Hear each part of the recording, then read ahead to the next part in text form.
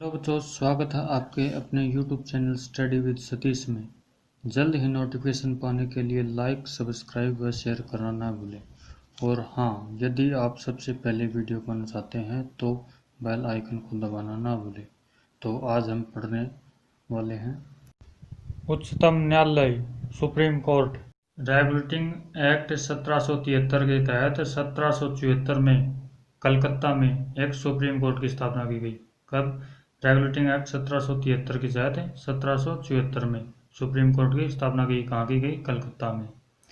अधिनियम 1935 अधिनियम 1935 के तहत 1 अक्टूबर 1937 को अधिनियम 1935 के तहत 1 अक्टूबर 1937 को सुप्रीम कोर्ट की स्थापना की गई। दिल्ली में किस नाम से की गई? संघीय अदालत के नाम से। यानी 1 अक्टूबर 1937 को अधिनियम 1935 के तहत दिल्ली में संघीय अदालत के नाम से सुप्रीम कोर्ट की स्थापना की गई थी।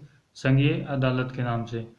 इस संघीय अदालत के विरुद्ध सुनवाई का जो प्रावधान था कहाँ पर था? यानी कि संघीय अदालत के विरुद्ध लंदन की प्रीवी काउंसिल में इसकी सुनवाई का प्रावधान था।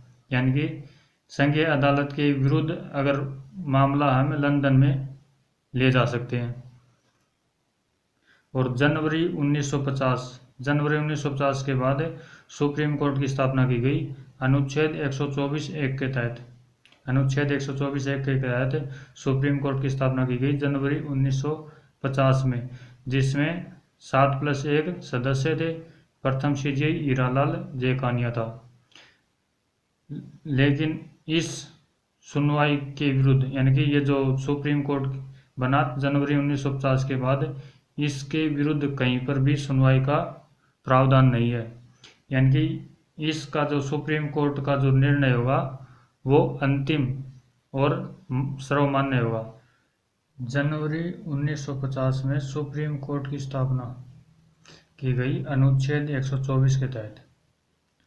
जनवरी 1950 में सुप्रीम कोर्ट की स्थापना अनुच्छेद 124(1) के तहत की गई। कहाँ पर की गई? दिल्ली में। सदस्य कितने थे? 7+1, यानी कि 7 अन्य सदस्य, एक जो मुख्य न्यायाधीश होता है वो, 7 अन्य न्यायाधीश और एक मुख्य न्यायाधीश। प्रथम सीजेआई कौन था? हीरालाल जेकानिया। प्रथम सीजेआई हीरालाल जेकानिया था। वर्तमान में सदस्य कितने हैं? 33+1, यानी कि संशोधन अधिनियम 2019 संशोधन अधिनियम किया गया 2019 में, जिसके तहत सदस्य संख्या कितनी है? 33+1। 33 तो अन्य न्यायाधीश होंगे, एक मुख्य न्यायाधीश होगा। इससे पहले कितने थे? 30+1, यानी टोटल 31। अब है टोटल 34। वर्तमान सीजीआई कौन है? शरद अरविंद बोबडे, जो कि 18 नवंबर 2019 को जिन्होंने शपथ ली है। ये कौन से नंबर के सीजीआई हैं? 47वें सीजीआई शरद अरविंद बोबडे 47वें नंबर के सीजीआई हैं, जिन्होंने 18 नवंबर 2019 को शपथ ली है। वेतन संशोधन विधेयक 2017 के अनुसार 5 जनवरी 2018 के बाद, यानी कि 5 जनवरी 2018 को संशोधन विधेयक 2017 पारित किया गया है कि सीजीआई की जो वेतन होगा वो कितना होगा? 2.80 लाख रुपए। जो चीफ जस्टिस है उसका वेतन होगा 2.80 लाख रुपए। अन्य न्यायाधीश है उनका वेतन होगा 2.5 लाख रुपए, 2.50 लाख रुपए। और इनकी पेंशन होगी वार्षिक पेंशन 16.8 लाख रुपए, यानी कि 16,80,000 रुपए उनको पर साल मिलेंगे। उनकी वार्षिक पेंशन कितनी होगी? 16,80,000 रुपए उनकी वार्षिक पेंशन होगी। सुप्रीम कोर्ट का वेतन भत्ते संचित निधि पर भारित व्यय हैं। सुप्रीम कोर्ट के जो सदस्य हैं, चीफ जस्टिस है, उनके जो अन्य सदस्य हैं, उनका जो वेतन भत्ते हैं वो भारत की संचित निधि पर भारित व्यय हैं। संचित निधि अनुच्छेद 266 में इसका जिक्र किया गया है। अनुच्छेद 266 के अनुसार भारत की संचित निधि पर भारित व्यय है। भारित व्यय का मतलब क्या होता है? यानी कि भारित व्यय का मतलब होता है कि संसद इनके सुप्रीम कोर्ट के जो वेतन है, सुप्रीम कोर्ट के सदस्यों का जो वेतन है, उन पर संसद डिस्कस कर सकती है, डिबेट कर सकती है, लेकिन उनको क्या नहीं कर सकती, मतदान नहीं कर सकती। उन पर डिस्कशन कर सकती है, निर्णय ले सकती है, डिबेट कर सकती है, लेकिन क्या नहीं कर सकती, मत नहीं कर सकती संसद। उसको क्या बोलते हैं, भारद्वाज बोलते हैं। निर्वाचन प्रक्रिया, सुप्रीम कोर्ट के जो सदस्य हैं उनका निर्वाचन एमओपी प्रक्रिया से होता है। इससे पहले कॉलेजियम प्रक्रिया से इनका चुनाव होता था। एमओपी प्रक्रिया 2018 के बाद एमओपी प्रक्रिया से चुने जाने वाले पहले सीजीआई कौन है, रंजन गोगोई है। और इससे पहले कॉलेजियम प्रक्रिया चुने जाते थे। कॉलेजियम प्रक्रिया यानी कि ग्रुप, कॉलेजियम का मतलब होता है ग्रुप, ग्रुप के अंदर ग्रुप होता था, यानी कि 4+1 सदस्यों का ग्रुप होता था। वो ग्रुप डिसीजन लेता था कि कौन से सदस्य को चुनना है। तो लगभग वरिष्ठ न्यायाधीश ही चुने जाते थे, तो उसको बोलते थे कॉलेजियम प्रक्रिया। और अब जो प्रक्रिया चालू है वो है एमओपी प्रक्रिया। ये 2018 में प्रथम न्यायाधीश कौन चुना गया था, रंजन गोगोई चुना गया था एमओपी प्रक्रिया से।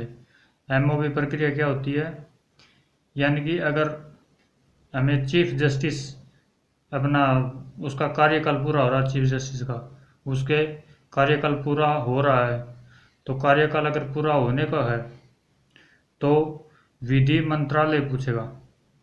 अगर चीफ जस्टिस का कार्यकाल पूरा हो रहा है तो विधि मंत्रालय चीफ जस्टिस से पूछेगा कि आपका कार्यकाल पूरा हो रहा है, तो अब उससे पूछेगा कि आप किसको नाम में देना चाहोगे कि अगले सीजीआई के लिए। तो वो सीजीआई जो है इसको विधि मंत्रालय को नाम देगा, अगला सदस्य कौन सीजीआई बनेगा वो नाम देगा इसको। फिर ये विधि मंत्रालय पीएम के पास भेजेगा उस नाम को, फिर पीएम राष्ट्रपति के पास भेजेगा, फिर राष्ट्रपति उस नाम की जांच करेगा, फिर वो राष्ट्रपति क्या करेगा, नियुक्ति करवा देगा उसकी। अब अन्य न्यायाधीशों की नियुक्ति कैसे होगी, अब अन्य न्यायाधीशों की नियुक्ति करनी है तो विधि मंत्रालय को कोई मतलब नहीं है, क्योंकि विधि मंत्रालय अगर सीजीआई पद से हटता है तब विधि मंत्रालय की टेंशन है। अब कमी अन्य न्यायाधीशों की है तो टेंशन किसको होगी, सीजीआई को होगी, क्योंकि काम का बर्डन है वो सीजीआई के ऊपर आ रहा है, तो सीजीआई की टेंशन है वो, तो सीजीआई पूछेगा। पहले तो पूछ रहा था विधि मंत्रालय, लेकिन अब पूछ रहा है सीजीआई पूछेगा कि मेरे पास न्यायाधीशों की कमी है, तो सीजीआई विधि मंत्रालय को कहेगा, उससे पूछेगा, उससे कहेगा कि मेरे न्यायाधीशों की कमी है तो मुझे इतने न्यायाधीश हैं, 2, 3, 5, कि भाई मुझे इतने न्यायाधीश हैं, तो इतने न्यायाधीश हैं तो वो बताएगा। फिर विधि मंत्रालय से एक 4 जजों की टीम बनाएगा, उससे ये पूछेगा कि किस हाई कोर्ट से, कौन से हाई कोर्ट से कौन से सदस्य लाने बेटर होंगे, यानी कौन से हाई कोर्ट से कौन से न्यायाधीश को लेके आए सुप्रीम कोर्ट के अंदर। तो वो नाम देंगे विधि मंत्रालय को, विधि मंत्रालय उन नाम को क्या किसको देगा, पीएम को देगा, पीएम वही नाम प्रेसिडेंट को सौंप देगा और प्रेसिडेंट उनकी नियुक्ति कर देगा। ये प्रक्रिया है एमओपी प्रक्रिया। और एमओपी प्रक्रिया से चुने जाने वाला प्रथम सीजीआई कौन था, रंजन गोगोई। एमओपी प्रक्रिया से चुना जाने वाला प्रथम कौन था, रंजन गोगोई था। यानी कि एमओपी प्रक्रिया क्या है, पहले सीजीआई की नियुक्ति कर रहे हैं हम, अगर सीजीआई का कार्यकाल पूरा हो गया तो विधि मंत्रालय को टेंशन होगी, तो विधि मंत्रालय सीजीआई को कहेगा कि कौन से न्यायाधीश तुम्हारा कार्यकाल पूरा होने के बाद में बनाया जाए सीजीआई। फिर वो इसको नाम देगा, फिर वो पीएम को बताएगा, पीएम प्रेसिडेंट को बताएगा, प्रेसिडेंट नियुक्त कर देगा। अगर अन्य न्यायाधीशों की जरूरत है तो अन्य न्यायाधीशों की जरूरत है तो सीजीआई की टेंशन है, सीजीआई की टेंशन है तो सीजीआई विधि मंत्रालय को बोलेगा, विधि मंत्रालय 4 जजों की टीम बनाएगा, वो नाम देंगे विधि मंत्रालय को, फिर वो पीएम को देगा, पीएम प्रेसिडेंट को देगा, प्रेसिडेंट उनकी नियुक्ति करेगा।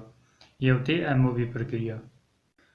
यदि किसी कारणवश सीजीआई को उसके पद से मुक्त करना हो, जैसे सीजीआई ने अपना व्यवहार ठीक नहीं हो उसका, या फिर उसकी मानसिकता खराब हो गई हो, या फिर वो पागल हो गया हो, मतलब ऐसी कोई एक्टिविटी हो कि जिससे उसको पद से हटाना हो पड़े, तो कौन सी प्रक्रिया से हटेंगे? वो होगी जिस प्रक्रिया से राष्ट्रपति को हटाते हैं, यानी कि राष्ट्रपति को महाभियोग प्रक्रिया से हटाते हैं, तो उसी प्रक्रिया से कौन हटेगा? सीजीआई हटेगा। लेकिन अगर एग्जाम में पूछे कि सीजीआई किस प्रक्रिया से हटाए जाते हैं, तो हम ये नहीं कहेंगे कि महाभियोग प्रक्रिया से हटाते हैं, क्योंकि संविधान में केवल महाभियोग शब्द किसके लिए यूज किया गया है? राष्ट्रपति के लिए यूज किया गया है। ये महाभियोग जैसी प्रक्रिया से हटते हैं, न कि महाभियोग प्रक्रिया से हटते हैं। तो यानी कि ये महाभियोग जैसी प्रक्रिया, यानी कि जिस प्रक्रिया से राष्ट्रपति हटता है, अनुच्छेद 124(4) में, अनुच्छेद 124(4) में इसका जिक्र किया गया है। यानी कि इसको हटाने के लिए क्या प्रक्रिया होगी? राज्यसभा या फिर लोकसभा, कोई भी एक, या तो राज्यसभा या फिर लोकसभा। या तो राज्यसभा के एमपी 50 एमपी प्रस्ताव पर साइन करें, या फिर लोकसभा के 100 एमपी, राज्यसभा के 50 और लोकसभा के 100 एमपी साइन करें। मान लीजिए राज्यसभा के एमपीओं ने साइन कर दिया, 50 एमपी ने, फिर वो 50 एमपी किसको देंगे? सभापति को देंगे। फिर वो सभापति उसको जांच करने के लिए कि भाई जो राज्यसभा के जो एमपीओं ने जो साइन करके प्रस्ताव में जो लिखित में दिया है कि भाई उसके अंदर ये कमी है, तो उस कमी की जांच के लिए एक सभापति समिति का गठन करेगा। वो समिति क्या करेगी? उसकी जांच करेगी। अगर ये प्रक्रिया लोकसभा से शुरू होती है तो वो 100 एमपीओं के साइन की जरूरत है। अगर 100 एमपी साइन करेंगे तो ये प्रक्रिया शुरू होगी। अगर 100 एमपी ने साइन कर दिया तो ये 100 एमपी किसके पास जाएंगे? अध्यक्ष को। अध्यक्ष को वो लिखित में प्रस्ताव देंगे। फिर वो प्रस्ताव देखने के बाद में अध्यक्ष क्या करेगा? समिति का गठन करेगा। वो समिति क्या करेगी? फिर उसकी जांच करेगी कि भाई जो उसके ऊपर इल्जाम लगाए वो सही है या गलत है, उसकी जांच करेगी। फिर अगर ये समिति कंप्लीट होने के बाद में, जांच कंप्लीट होने के बाद में, फिर क्या होगा कि अगर उसके विरुद्ध अगर ये कार्रवाई चल रही है, तो जिस सीजीआई के विरुद्ध ये कार्रवाई चल रही है उसको 14 दिन पहले सूचना देंगे। जिस सीजीआई के विरुद्ध ये कार्रवाई चल रही है उस सीजीआई को 14 दिन पहले सूचना देंगे। फिर वो सीजीआई या तो उसके ऊपर जो ब्लेम लगा है, उसके ऊपर जो आरोप लगाए गए हैं, या तो वो समय में आएगा या फिर किसी और को भेजेगा अपनी वकालत करने के लिए। या तो वो खुद आएगा या फिर किसी और को भेजेगा अपनी वकालत करने के लिए। राज्यसभा में 2/3 बहुमत से और लोकसभा में 2/3 बहुमत से पारित होगा। अगर राज्यसभा में 2/3 बहुमत से और लोकसभा में 2/3 बहुमत से पारित होने के बाद सीजीआई जो है वो बाध्य होगा अपना पद त्यागने के लिए। उसकी यहाँ पर उसकी मनमानी नहीं चलेगी, उसको अपना पद त्यागना पड़ेगा, वो बाध्य होगा। यह प्रक्रिया पहली बार बी रामास्वामी के विरुद्ध चली। यह जो प्रक्रिया थी महाभियोग जैसी प्रक्रिया जो थी, ये किसके विरुद्ध चली पहली बार? बी रामास्वामी के विरुद्ध। बी रामास्वामी के विरुद्ध चली थी 1991 और 93 में। सुप्रीम कोर्ट के न्यायाधीश था ये। बी रामास्वामी जो है वो सुप्रीम कोर्ट का न्यायाधीश था, इसके विरुद्ध चली थी। फिर यह प्रक्रिया 2011 में चली थी कोलकाता के हाई कोर्ट के मुख्य न्यायाधीश के विरुद्ध। कोलकाता के हाई कोर्ट के मुख्य न्यायाधीश के विरुद्ध यह प्रक्रिया चली थी। प्रथम ऐसे न्यायाधीश थे जो अपने ऊपर लगे आरोपों की वकालत करने खुद आए थे। ऐसे प्रथम न्यायाधीश थे जो अपने ऊपर लगे आरोपों को वकालत करने के लिए स्वयं आए थे। कौन था वो? सौमित्र सेन जी। लेकिन ये हार गए थे, इनको फिर अपना पद त्यागना पड़ा। योग्यता क्या होती है सुप्रीम कोर्ट के लिए? भारत का नागरिक होना चाहिए, किसी हाई कोर्ट अथवा 2 या 2 से अधिक न्यायालयों में कम से कम 5 वर्ष तक न्यायाधीश के पद पर रहा हो। या तो वो भारत का नागरिक तो होना चाहिए, या फिर वो क्या हो 5 वर्ष तक किसी हाई कोर्ट में कम से कम 5 वर्ष तक न्यायाधीश के पद पर रहा हो। अगर ये कंडीशन पूरी नहीं करता है तो या फिर वो 10 वर्ष तक अधिवक्ता के रूप में रहा हो, किसी हाई कोर्ट में कम से कम 10 वर्ष तक अधिवक्ता के रूप में रहा हो। अगर ये दोनों कंडीशन भी पूरी नहीं करता है तो राष्ट्रपति की दृष्टि में विधि का ज्ञाता हो।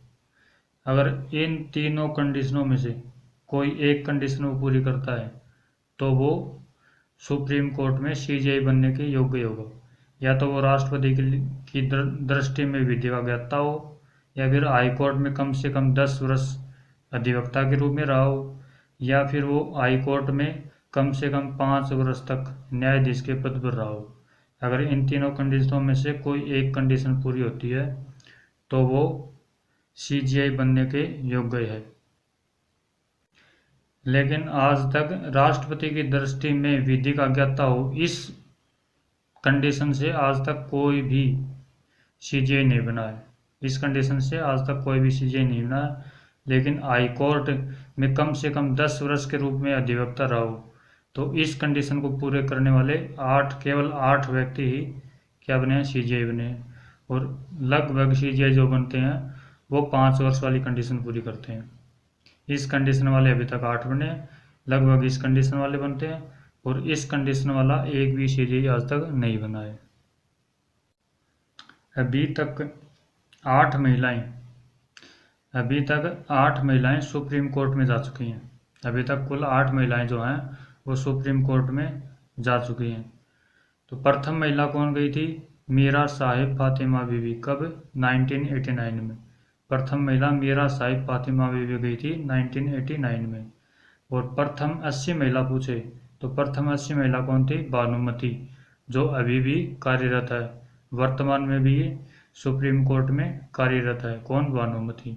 80 महिला है ये, प्रथम 80 महिला। वर्तमान में ऐसी 3 महिलाएं हैं जो सुप्रीम कोर्ट में वर्तमान में भी कार्यरत हैं। कौन कौन है? एक तो इंदु मल्होत्रा है, एक इंदिरा बनर्जी है, एक भानुमति है। वर्तमान में ऐसी 3 महिलाएं हैं जो अभी भी सुप्रीम कोर्ट में कार्यरत हैं। कौन? इंदु मल्होत्रा, इंदिरा बनर्जी और भानुमति। सुप्रीम कोर्ट का कार्यकाल कितना होता है? 65 वर्ष का होता है। सुप्रीम कोर्ट का कार्यकाल 65 वर्ष का होता है। कार्य एवं क्षेत्राधिकार। प्रारंभिक क्षेत्राधिकार अनुच्छेद 131। प्रारंभिक क्षेत्राधिकार में क्या है? यानी अनुच्छेद 131 के अनुसार सुप्रीम कोर्ट जो है वो राज्य और राज्यों के बीच और राज्य और केंद्र शासित के बीच के मामले देखेगा। प्रारंभिक क्षेत्राधिकार में अपीलीय क्षेत्राधिकार यानी अनुच्छेद 132 के तहत अनुच्छेद 132 के तहत हाई कोर्ट की हम अपील किस में कर सकते हैं? सुप्रीम कोर्ट में कर सकते हैं। हाई कोर्ट के विरुद्ध अपील हम सुप्रीम कोर्ट में कर सकते हैं।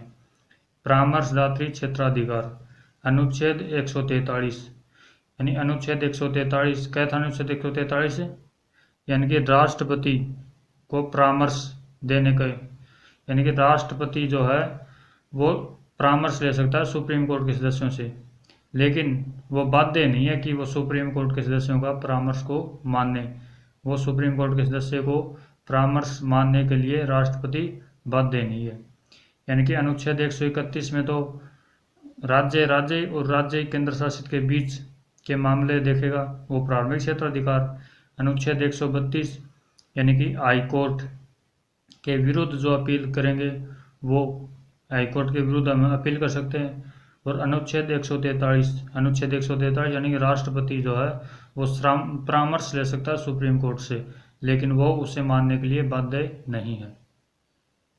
आपको हमारा वीडियो पसंद आया है तो लाइक, सब्सक्राइब, शेयर करना ना भूलें और जल्द ही अगली वीडियो का अपडेट पाने के लिए बेल आइकन को दबाना ना भूलें। जय हिंद।